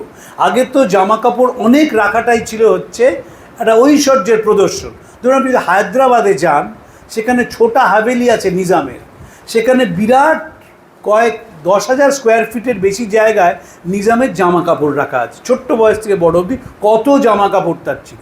এবং এই যে অ্যাটায়ার র্যাশনিং, তার দুজনকে মডেল ধরা হচ্ছে। একজন হচ্ছে মহাত্মা গান্ধী, তার ঊর্ধ্বাঙ্গ খালি এবং তিনি একটা ধুতি হাফ প্যান্টের মতো করে পরেছেন। আর বলা হচ্ছে বিবেকানন্দ, এটি গেরুয়া পোশাক, গেরুয়া ওই লুঙ্গি এবং পাঞ্জাবি সেই পরেই তিনি বিশ্ব জয় করে এলেন। ফলে পোশাকের পারিপাট্য সেটা দিয়ে দেখানোর কোনো প্রয়োজন নেই। এবং তার থেকে তারা কী বলছে, যে তুমি তোমার মনটাকে ঋদ্ধ করো, তুমি তোমার মনটাকে সুন্দর করো। স্বামীজি বারবার এই কথা বলছেন, না হলে সভ্যতা বাঁচবে না। ঠাকুর কেন স্বামীজিকে বাইরে পাঠালেন, যে গোটা পৃথিবীতে এই মত ছড়িয়ে দেওয়ার জন্যে যে আগামী দিনে সব ধর্মের ওপর লেখা হবে বিবাদ নয় সহায়তা, বিনাশ নয় পরস্পরের ভাবগ্রহণ, মতবিরোধ নয় ঐক্যতা আনো শান্তি। শান্তি যদি চলে যায় আর কিচ্ছু থাকে না, কারণ ওটা দোকানে কিনতে পাওয়া যায় না বলে। শান্তি যদি কিনতে পাওয়া যেত না, কোনো সমস্যা হতো না। আপনি দোকানে গেলেন, শপিং মলে গেলেন, শান্তি কিনলেন, নিয়ে বাড়ি চলে এলেন, শেষ হয়ে গেল। কেন শান্তি নেই? শান্তি নেই হচ্ছে ভালোবাসাটার অভাব ঘটছে। ঠাকুর তখন পরাধীন ভারতের রাজধানী কলকাতায় দেখেছিলেন, পশুপতি বসুর বাড়িতে গেছেন, সেখানে দেয়ালে নানা রকম হিন্দু দেবদেবীর ছবি। পশুপতি বসু মানে নন্দলাল বসুর দাদা, তাকে রসিকতা করে বলেছিলেন, তুমি তো বড় হিন্দু, এত পয়সা থেকেও একটা কুইনের ছবি রাখনি। তো এই কুইনের ছবি রাখা তখন ছিল ফ্যাশন। আর এখন ফ্যাশন হচ্ছে যে ইংরেজিতে কথা বলা। একেবারে ছোট বাচ্চা, তাদের জিজ্ঞেস যখন করি যে বাংলা বলতেই পারে না, বানান লেখা ছেড়ে দিন, বলতেই পারেন। এবং সেইটাকে বাবা মা সেটাকে উৎসাহ দেয় যে নিজের ভাষায় কথা বলবো না, নিজের দেশীয় খাবার খাবো না, নিজের মানুষের সঙ্গে মিশবো না। বড় বড় মাঠ ফাঁকা পড়ে থাকে হাউসিং কমপ্লেক্সে, কেউ কারোর সঙ্গে মেশে না। বাচ্চাগুলো ওপর থেকে বসে নিচের মাঠটাকে দেখে। যত মেশা যাবে, যত কথা বলা যাবে, যত কাছে আসা যাবে, তত মনের বিকাশ ঘটবে। যেহেতু আমরা মনের বিকাশ ঘটে না, তাই জন্যে দেখবেন এত চাকচিক্য, আমাদের মনে কোনো শান্তি দিতে পারলো না। একজন বিখ্যাত জার্মান দার্শনিক ছিলেন, তার নাম ছিল এখার্ট। তিনি বলতেন, হ্যাভিং এভরিথিং হ্যাড নান, সবই আছে কিন্তু কিছুই নেই। নেই কেন?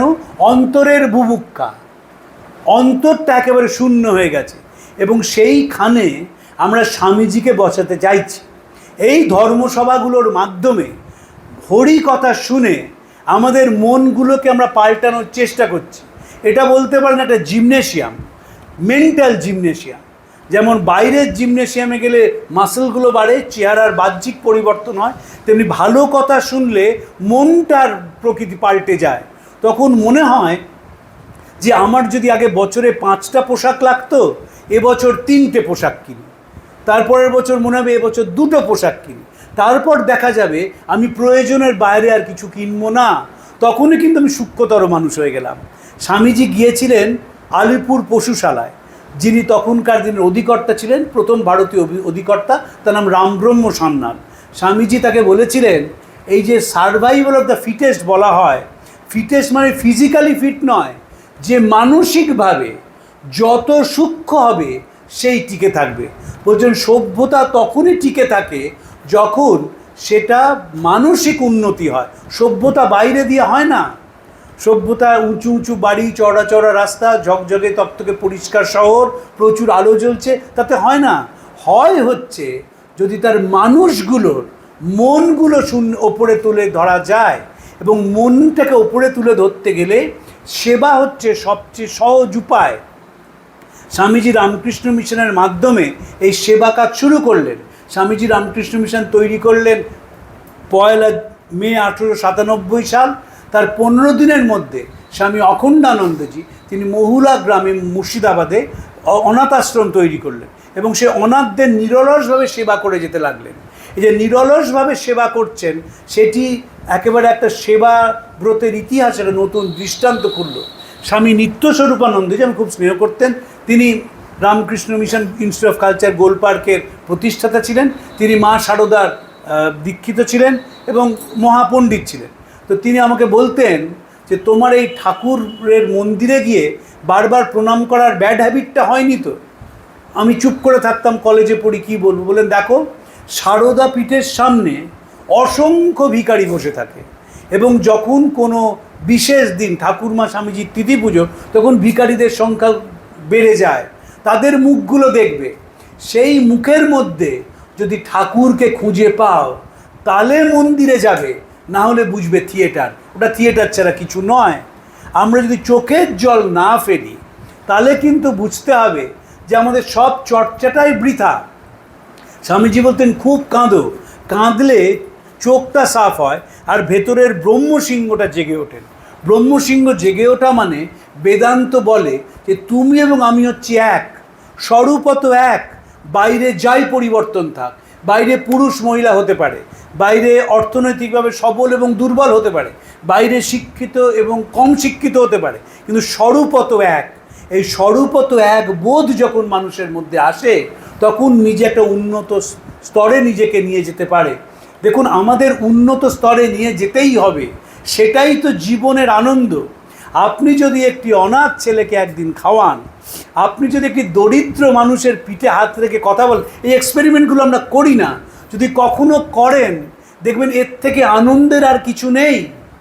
যদি সত্যি আনন্দ পেতে চান তাহলে একদম সাধারণ মানুষ, তার সঙ্গে বসে দুদণ্ড গল্প করুন।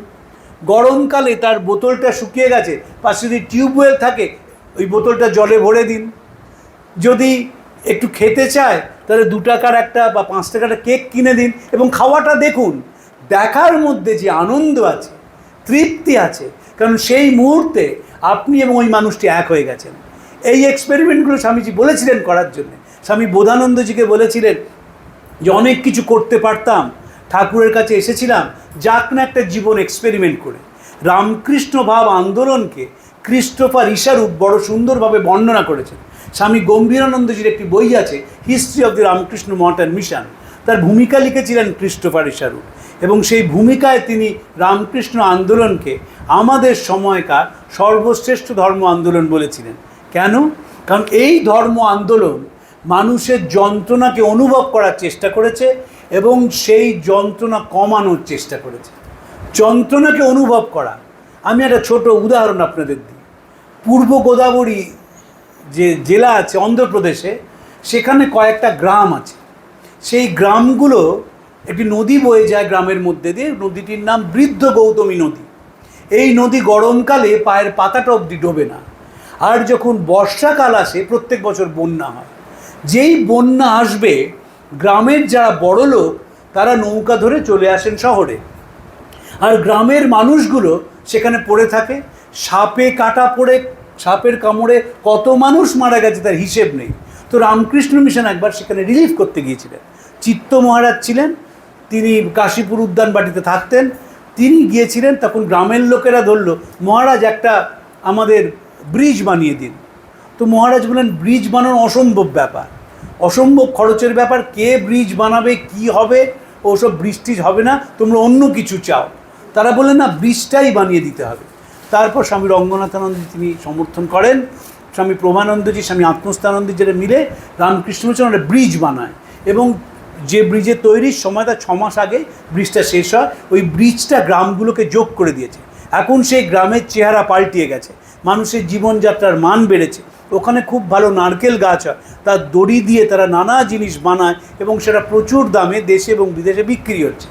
এই যে মানুষের জন্যে ভাবা, যদি চিত্ত মহারাজ মনে করতেন যে না কোনো দরকার নেই, তাহলে তো তিনি আর রঙ্গনাথানন্দজিকে বলতেন না।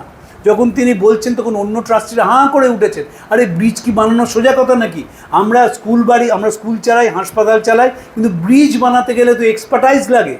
সেই রকম লোক ধরে আনা হলো এবং সে চমৎকার ব্রিজ যেদিন উদ্বোধন হয় তখন যিনি সাধারণ সম্পাদক মহারাজ ছিলেন, পরে যিনি প্রেসিডেন্ট হন স্বামী স্মরণানন্দজি, তিনি গিয়েছিলেন, আমিও গিয়েছিলাম দেখার জন্য সেই ব্রিজটা উদ্বোধন হয়। এই করে মানুষকে জীবনযাত্রা পাল্টে দেওয়া হলো।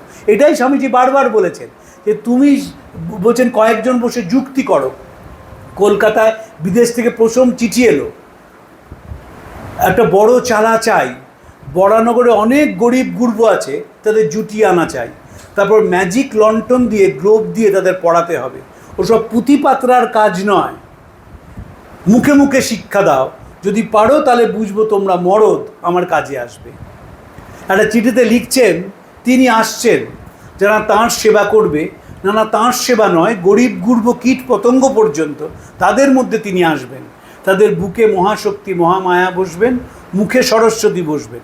আর যারা নাস্তিক, অবিশ্বাসী, নরাধম, বিলাসী, তারা আমাদের ঘরে কি করছে, তারা এই বেলায় ভালোই ভালোই চলে যাক।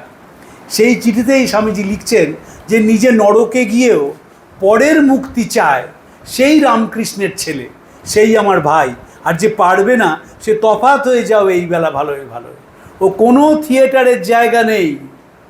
যে নিজে নরকে গিয়েও পরের মুক্তি চায়, সেই রামকৃষ্ণের ছেলে, সেই আমার ভাই। আর যে পারবে না সে তফাৎ হয়ে যাও ভালোই ভালোই। যে নিজের স্বার্থের জন্যে সতের মস্তক বলি দেয়, সে আমাদের কেউ নয়, সেই বেলা চলে যাক। এইগুলো ভেতরে সবসময় বাজাতে হবে। বাজাতে বাজাতে কী হবে, মানুষ পাল্টে যাবে। আমি যখন বাড়ি থেকে বেরিয়েছিলাম আমার খুব বিরক্ত লাগছিল এখানে আসতে, ভীষণ। কারণ আমি একটা খুব বৌদ্ধ ধর্মের ধ্যানের বই পড়ছিলাম, আজকে নতুন পেয়েছি, অসাধারণ বই। ভাবছিলাম আবার বইটা বন্ধ করব, আবার যেতে হবে, কীরকম বিরক্ত লাগছে। যখন দ্বিতীয় হুগলি সেতুতে আসছি তখন আস্তে আস্তে মনটা পাল্টাতে লাগলাম যে যদি একজনও থাকেন, যেহেতু আবহাওয়া অনুকূল নয়, তিনি তো স্বামীজির কথা শুনবেন, এবং আমার বলা মানে আমারও তো স্বামীজির কথা শোনা হয়ে যাবে। ফলে আস্তে আস্তে পরিবর্তন ঘটলো। এবং আমি যখন এলাম, যখন আপনাদের মধ্যে পৌঁছালাম, তখন মনে হলো যে সবাই মিলে একটা সন্ধেবেলায় স্বামীজির কথা হলো। এই যে স্বামীজির কথা হয় তখন ভেতরটা আস্তে আস্তে পরিবর্তন হয়, মানুষ পাল্টে যায়, মানুষ নতুন করে নিজেকে চিনতে থাকে। ওদের বাড়িতে একটি অসাধারণ স্বামীজির ল্যালিকের তৈরি করা স্ফটিকের মূর্তি আছে। সেই মূর্তিটি স্বামীজি জোসেফিন ম্যাকলাউড বানিয়েছিলেন, অনেককে উপহার দিয়েছিলেন, নবগোপাল বাবুর বাড়িতে এখনও আছে।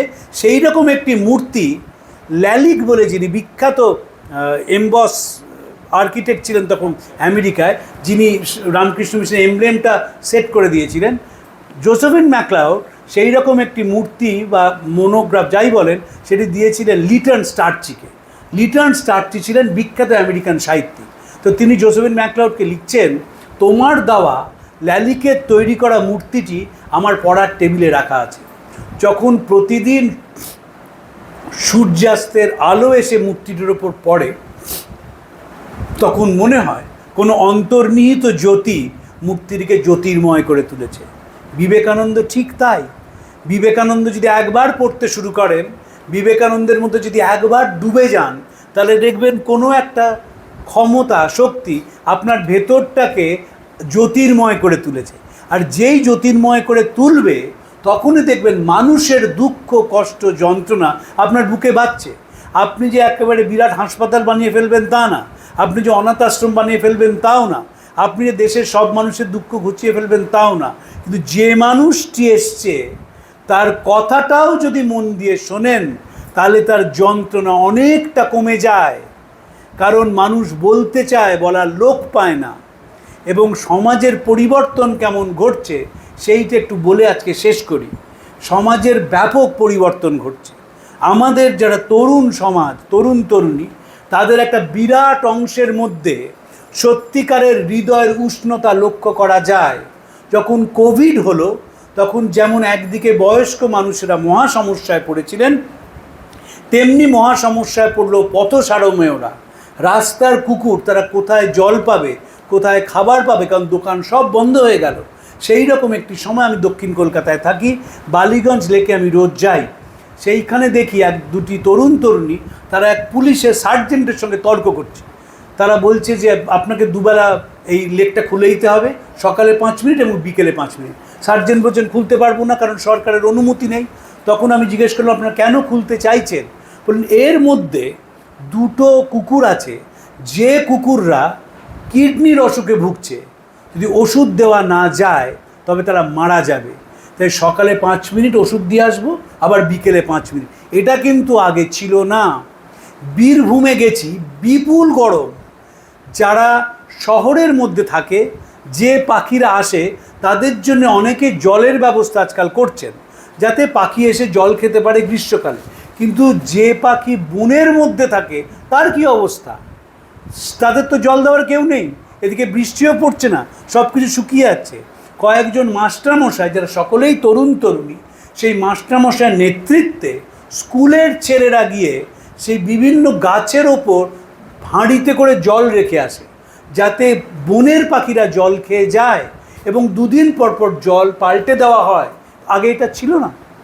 এই যে পরিবর্তনগুলো ঘটছে, এই পরিবর্তনটাতেই বোঝা যায় যে আগামী যুগটা হচ্ছে রামকৃষ্ণ বিবেকানন্দের যুগ।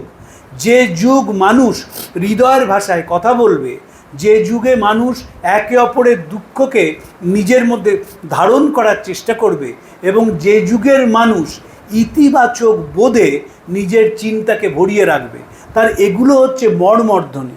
স্বামী হিরণ্ময়ানন্দজি, তিনি রামকৃষ্ণ মঠ এবং মিশনের সাধারণ সম্পাদক ছিলেন। তো হিরণ্ময়ানন্দজি প্রায় আমাকে বলতেন কিচ্ছু হচ্ছে না, বুঝলে? আর আমি কী হচ্ছে না মহারাজ? বললেন দেখো, সূর্যোদয়ের আগে যেমন আকাশটা লাল হয়ে থাকে, এখন সেই অবস্থা। এখন ওই আন্দোলনের কিছুই হয়নি। এমন ঢেউ আসবে যে জায়গা দেওয়া যাবে না মানুষের। দেখুন কীরকম পরিবর্তন ঘটল। এখন এমন কোনো দিন নেই যে পশ্চিমবঙ্গের কোনো না কোনো কলেজে, কোনো না কোনো বিশ্ববিদ্যালয় বিবেকানন্দ চর্চা হচ্ছে না, এমন কোনো দিন নেই। এই 365 দিন, 52টা রোববার বাদ দিয়ে দিন, গরমের ছুটি, পুজোর ছুটি বাদ দিয়ে দিন, এমন কোনো দিন নেই।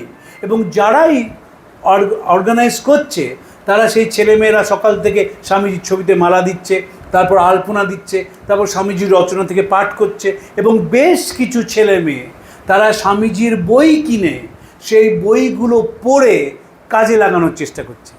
এটি সবচেয়ে গুরুত্বপূর্ণ। সারা পশ্চিমবঙ্গময় এই আন্দোলন শুরু হয়েছে, এবং ভারতবর্ষেও শুরু হয়েছে। কত যে সেবামূলক প্রতিষ্ঠান হয়েছে তার ইয়ত্তা নেই, এবং নিজের মতো করে, নিজের সামর্থ্য অনুযায়ী সেবা করে মানুষ কৃতার্থ এবং ধন্য হচ্ছে। এই কথাই ঠাকুরমা স্বামীজি চেয়েছেন। স্বামীজি বারবার বলছেন যে আমি সেই দেবতার পূজারী, অজ্ঞেরা যাকে ভুল করে মানুষ বলে ডাকে, যদি আমরা মানুষকে শ্রদ্ধা করতে পারি, সম্মান করতে পারি, ভালোবাসতে পারি, তবেই দেখব যে আমরা ঠাকুরমা স্বামীজিকে আরও ভালোভাবে বুঝতে পারছি, এবং নিজেদের অজান্তেই মনগুলো অনেক বেশি নরম হয়ে যাবে। ঠাকুর বলতেন যে যখন মানুষ আলু পটল সিদ্ধ হয় তখন নরম হয়ে যায়, তেমনি সাধকও যখন সিদ্ধ হয় আস্তে আস্তে তার মনটা নরম হয়ে যায়, সে মানুষের যন্ত্রণা নিজের মধ্যে ধারণ করতে পারে। স্বামীজির শিষ্যা ছিলেন সিমোনেবা।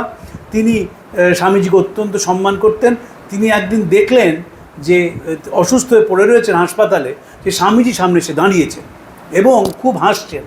তো সিমোনেবা বললেন স্বামীজিকে যে আপনি যখন বেঁচে ছিলেন মানুষের দুঃখের কথা বলতেন, আর এখন বারবার ওপারে চলে গিয়ে অমৃতলোকে পৌঁছিয়ে আপনি এত হাসছেন। দেখলেন যে স্বামীজির মূর্তিটি একটি বিশাল চেহারা ধারণ করলো, মুখে হাসি, কিন্তু বুকের কাজটা ক্ষতয়ে ভরা। সেখানে মানুষের প্রতি অত্যাচার, মানুষের প্রতি অবজ্ঞা, মানুষের প্রতি অশ্রদ্ধা, মানুষের প্রতি ঘৃণা সেখানে গভীর ক্ষতের সৃষ্টি করেছে। স্বামীজি যেখানেই থাকুন, যখনই মানুষ অত্যাচারিত, নিপীড়িত, লাঞ্ছিত, শোষিত হয়, স্বামীজি সেইখানে আসেন এবং সেই যারা অত্যাচারী তাদের শাস্তি দেন, এবং যে মানুষ যন্ত্রণা পাচ্ছে সেই যন্ত্রণা থেকে মুক্ত করে তাকে নতুন আলোয় নিয়ে যান। আপনাদের সবাইকে নমস্কার জানিয়ে আজকে বক্তব্য শেষ করছি। এতক্ষণ আপনাদের সঙ্গে স্বামীজি বিষয়ক এত সুন্দর বক্তব্য আমরা শুনলাম, খুব কষ্ট হচ্ছে, আমরা সমৃদ্ধ হলাম। এখানে কিন্তু বলুন। কিন্তু স্যার আমাদের মধ্যে এসছেন, আমি ঠিকই করেছিলাম, আগে স্যারের কথা শুনবো তারপর স্যারকে দেবো। স্যার আমাদের কতটা খুশি করতে পারে আগে আমি দেখবো। ইউটিউবে তো অনেক শুনি, আগে স্যারের কথা শুনি তারপর দেবো। স্যারকে আমরা এবার সম্মান দেবো আমাদের বড় মা সেবালয়ের পক্ষ থেকে।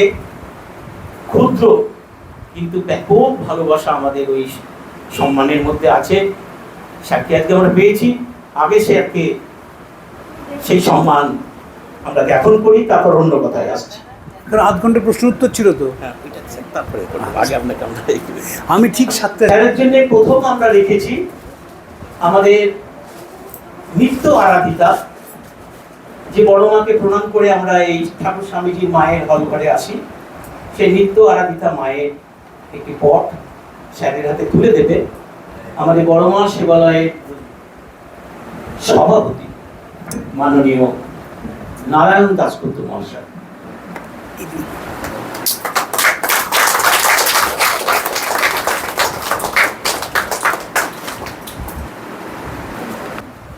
স্যারের হাতে তুলে দিচ্ছেন আমাদের সেবালয়ের সভাপতি নারায়ণ দাশগুপ্ত মহাশয়। তুলে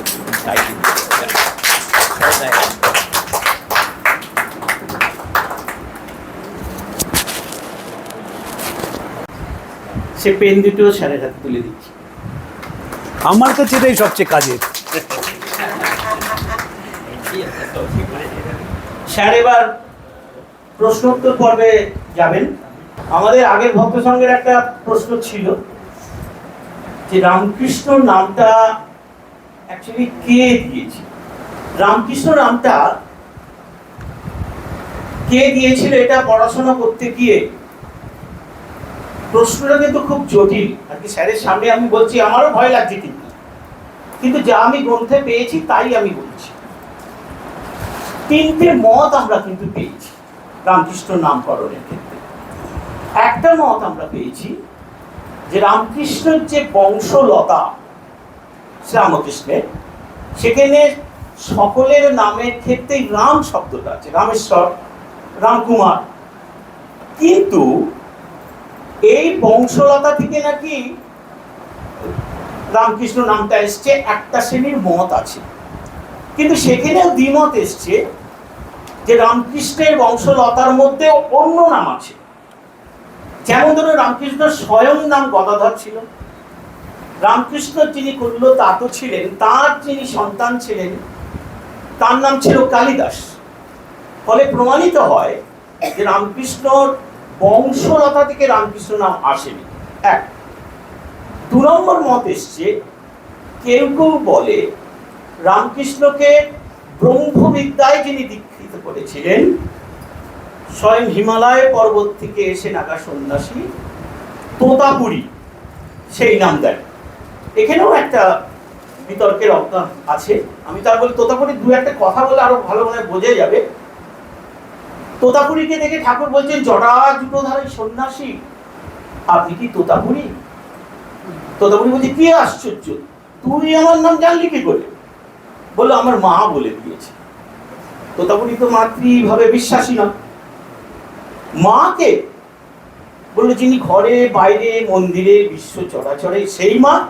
বললো, না না না, ওসব ব্রহ্মবিদ্যা, ওসব মাথা নেই। ঠাকুর বললেন, আপনি কি বলছো গো? যেই শক্তি সেই তো ব্রহ্ম।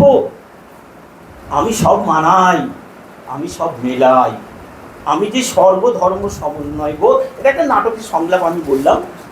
অনেকের মত তার কাছ থেকে যে ব্রহ্মবিদ্যায় দীক্ষা তিনি পেয়েছিলেন, সাধনায় সিদ্ধি লাভ করেছিলেন, তিনি নাকি রামকৃষ্ণ নামটা দিয়েছিলেন। কিন্তু আরো যত তথ্য আমরা বই ঘেঁটেছি, এবং যে বইয়ে অরিজিনালি আমরা পেয়েছি সে বইটা আমি সাথে রেখেছি, সেখানে কিন্তু বলছে রামকৃষ্ণ নামটা আসলে দিয়েছে ভৈরবী যোগেশ্বরী। ভৈরবী যোগেশ্বরী শ্রীরামকৃষ্ণের সাথে দ্বাদশ বর্ষ থেকে তাকে সমস্ত রকম উৎকট ধরনের সাধনায় সিদ্ধি লাভ করতে সাহায্য করেছিলেন।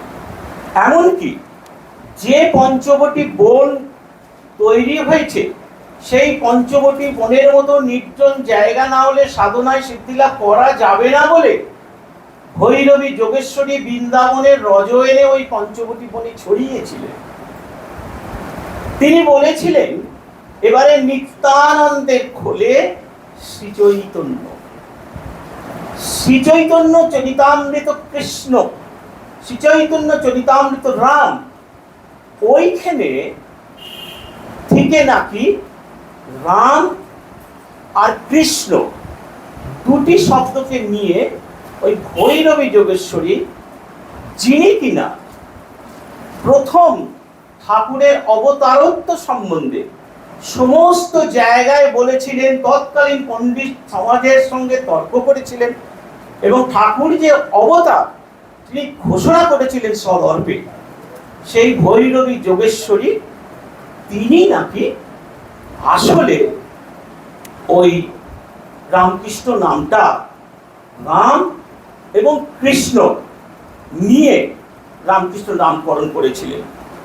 যে বইটা থেকে আমি পেয়েছি, আপনাদের দেখাচ্ছি, সারা আছে, সেইখানে সতীশচন্দ্র মুখোপাধ্যায়ের যে বইখানি বেরিয়েছিল বসুমতী পত্রিকার প্রকাশনায়, স্যার আছে বইটি স্যার, সেইখানে পড়তে গিয়ে আমরা পাচ্ছি, ওইখানে লিখেছেন রামকৃষ্ণ নামটা ভৈরবী যোগেশ্বরী অরিজিনালি দিয়েছে। আপনাদের আমরা সেই জায়গাটা স্যার, এখানে এই যে বইটা দেখতে পাচ্ছেন, সম্ভব আমি যুগে যুগে, এই বইটা পড়তে পড়তে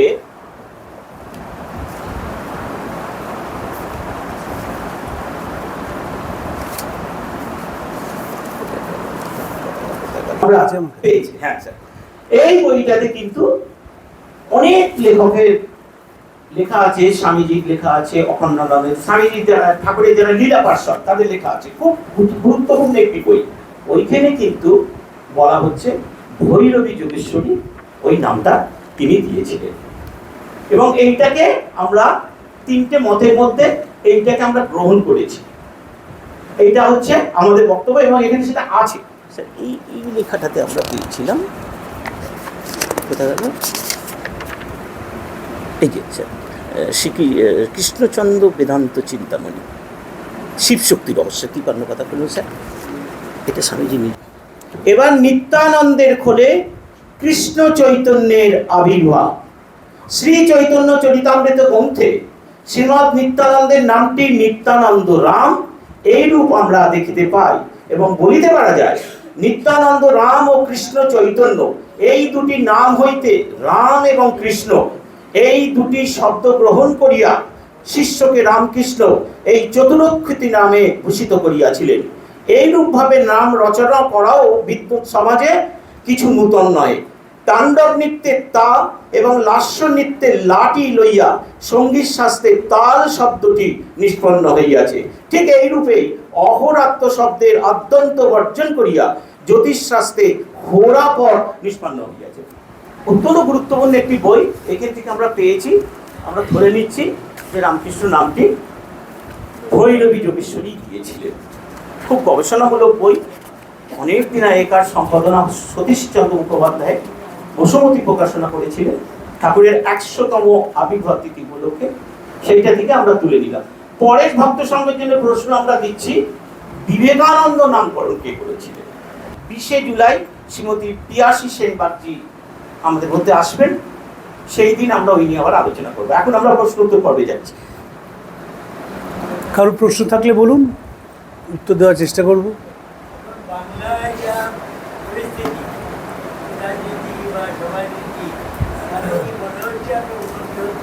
হ্যাঁ, অবশ্যই হচ্ছে। কোনো জিনিস একরকম থাকে না। বাংলা না, গোটা পৃথিবীর কথা বলুন, গোটা পৃথিবী কেন থাকবে না? সব জায়গায় উন্নতি, অ্যানাবলিজম এবং ক্যাটাবলিজম একসঙ্গেই তো দূরে চলে, উন্নতি অবনতি একসঙ্গেই চলে। শ্রীরামকৃষ্ণ যখন কলকাতায় লীলা করেছেন, ওই রকম কদর্য কলকাতার কখনো ছিল না। শ্রীরামকৃষ্ণ এসে একটা কদর্য কলকাতাকে আধ্যাত্মিকতা দিয়ে ভরিয়ে দিলেন। হুতম প্যাঁচা তার নকশায় 1861 সাল, যে বছর রবীন্দ্রনাথ জন্মেছিলেন, হুতম প্যাঁচা তার নকশায় কলকাতার বর্ণনা দিচ্ছেন। আজব শহর কলকাতা, রাঁড়ি বাড়ি জুড়ি গাড়ি, মিথ্যে কথার কি কেতা, হেতা ঘুঁটে পড়ে গোবর হাসে কি বিচিত্র একতা, সে তো বক বেড়ালে ব্রহ্মজ্ঞানী বদমাইশির ফাঁদ পাতা। এটা 1861 সালে লেখা ছিল। তো সবসময় তাই ছিল, সবসময় তাই ছিল। একটা সময় ভালো খারাপ চলতে থাকে, আমাদের খারাপটা বাদ দিয়ে ভালোটা নিতে হয়। সে না, একদমই খারাপ কখনো বেশি হতে পারে না, সবসময় ভালোটা বেশি, ভালোর প্রচার কম, ভালোর প্রচার কম। আপনি তো টেলিভিশনের পর্দায় দেখেন, জীবনে দেখেন না। জীবনটা দেখুন, দেখবেন ভালোর সবসময় ভালোটা বেশি। আপনি যখন জীবনে দেখবেন, দেখবেন ভালোর প্রচারটা বেশি, হতেই হবে। খারাপের প্রচার ভালোর থেকে বেশি হতে পারে না। আপনি যখন যাবেন, গিয়ে দেখবেন এই বিপুল চাপের মধ্যে কি করে তরুণ ডাক্তার এবং নার্সরা সরকারি হাসপাতালে রোগীকে সেবা দেন। বিপুল প্রেশার, তো বলে লাভ নেই। কি করে দিচ্ছেন ওই সেবার ভাবটা এখনও আছে বলে। আপনি যাবেন, এই যে আমি এখানে আসছিলাম, আমি তো এই জায়গাটা চিনি না। আমাকে যদি মানুষ খারাপ হতেন তাহলে এমন জায়গায় পৌঁছাতেন, আমি গিয়ে সাঁতরাগাছিতে উঠতাম। তারা বলে দিলেন এই রাস্তা দিয়ে চলে যান। বুঝতেই পারছেন আমি অপরিচিত লোক। আমার চোখে মনে একটা অস্থিরতা, যে বাড়িটা খুঁজে পাবো কি পাবো না। আকাশ কেঁপে বৃষ্টি আসছে, তার মধ্যে এখানকার কিছু বাসিন্দা তারা বলে দিলেন, এদের বাড়িটা চেনা সোজা নয়, গলির পর গলি, ডান দিক বাঁ দিক, তারা তো বলে দিলেন। তা ভালো না হলে বলে দেন এদিকে চলে যান, আমি গিয়ে মোটর সাইকেল নিয়ে কোথায় পড়তাম কে জানে। ভালো আছে। আপনাকে ভালো দেখতে গেলে একবার বেলুড় মঠে যান। বেলুড় মঠে সাধু ব্রহ্মচারীরা যখন প্রাকৃতিক বিপর্যয় হয় সেখানে সেবা কাজে যান। একবার সেখানে সেবা কাজে যান, তাদের মধ্যে গিয়ে দেখুন প্রত্যন্ত গ্রামের বিপন্ন মানুষ, যাদের ঘরবাড়ি সব বন্যায় চলে গেছে বা ঝড়ে ভেঙে গেছে, সেইখানে গিয়ে কিভাবে সাধারণ ভলেন্টিয়ারদের সঙ্গে মিলে বিভিন্ন প্রতিষ্ঠান তারা যাতে একটু স্বস্তি পায় সেই ব্যবস্থা করছে।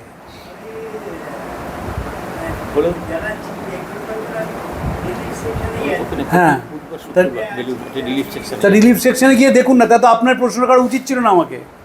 আপনি যদি রিলিফ সেকশনেই থাকেন তাহলে আপনার তো প্রশ্ন করা উচিত ছিল না। আপনি মনসা দ্বীপে যদি শুনুন, যখন আয়লায় মনসা দ্বীপের ওই অবস্থা হলো আশ্রমটার, তা গাছগুলো তো আবার দাঁড়িয়েছে।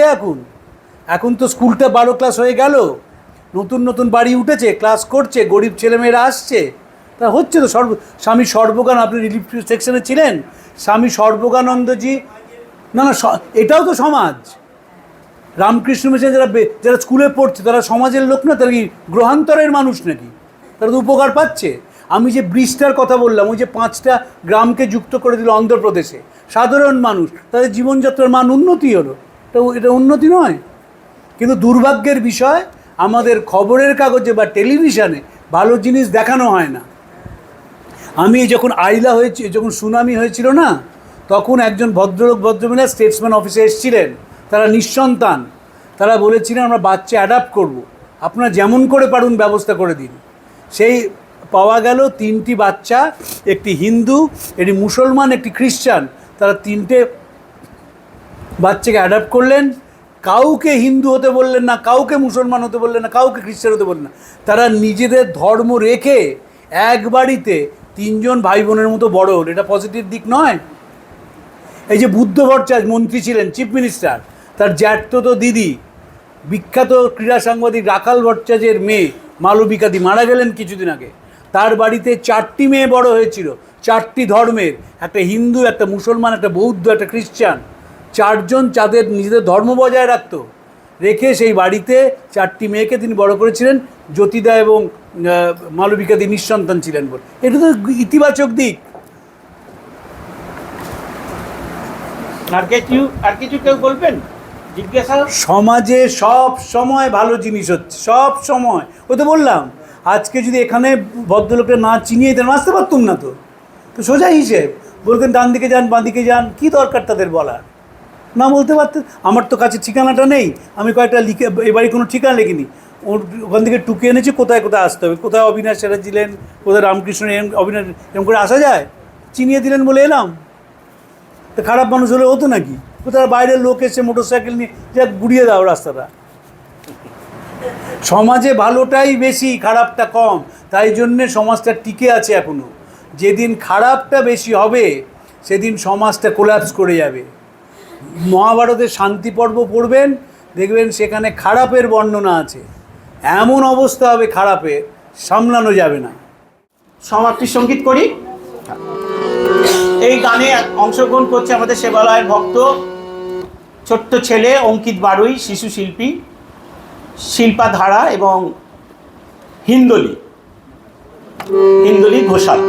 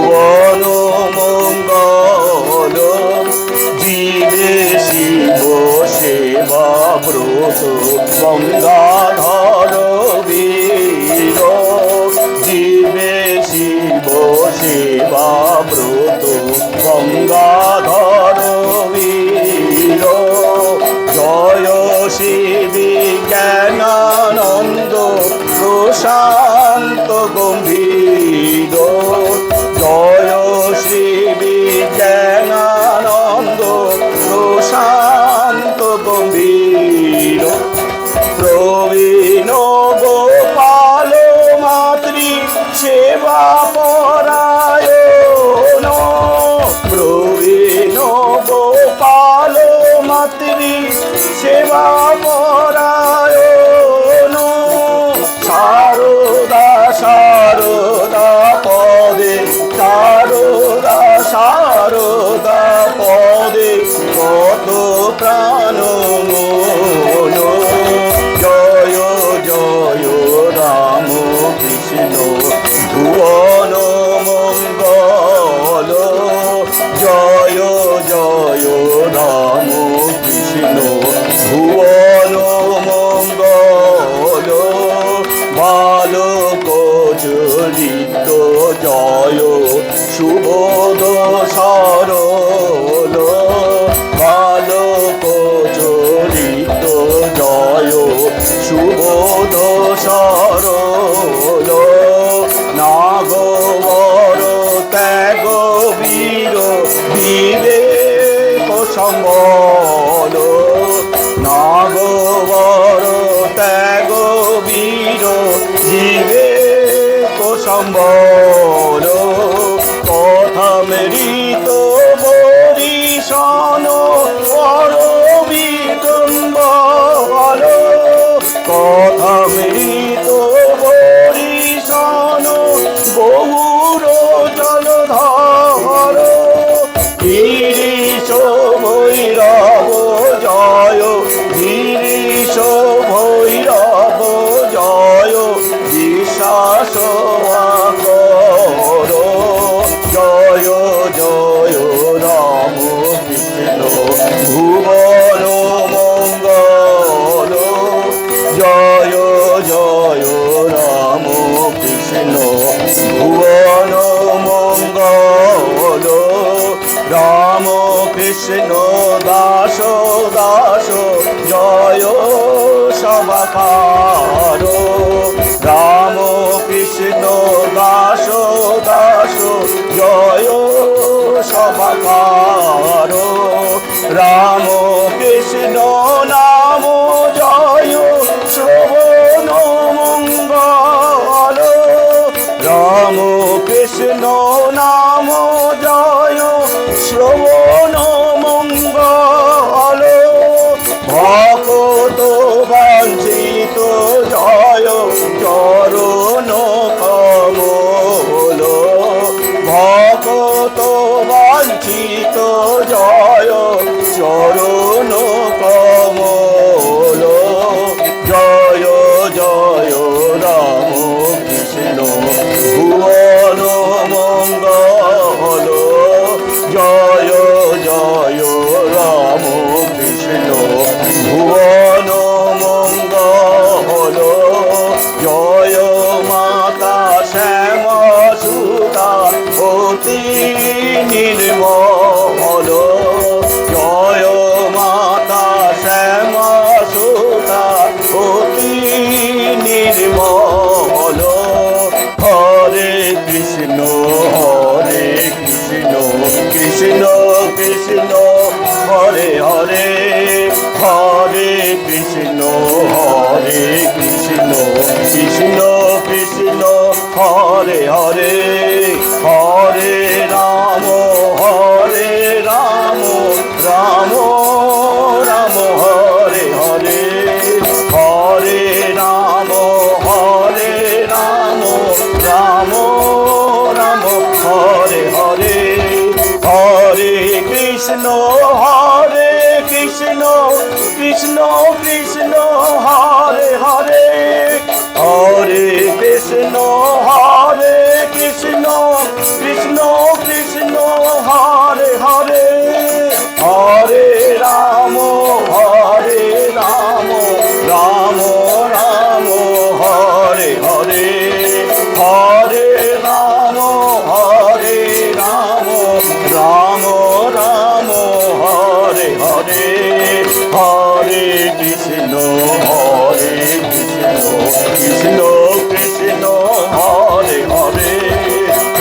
হরে কৃষ্ণ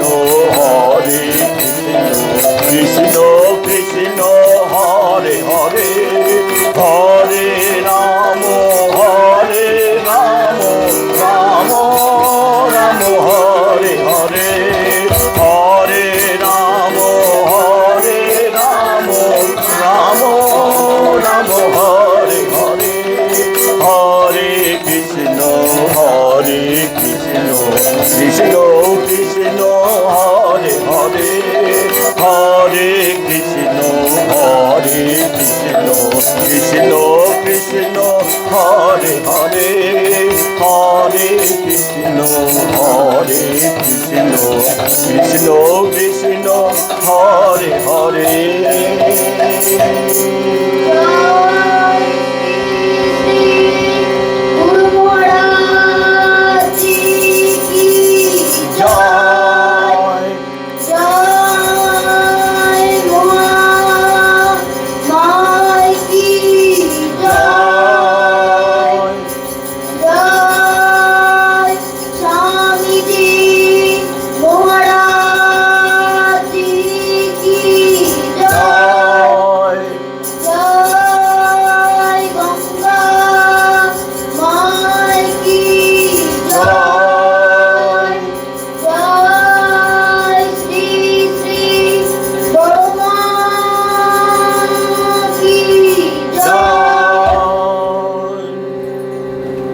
আমাদের আজকের 20তম ভক্ত সঙ্গ এখানেই শেষ করছি।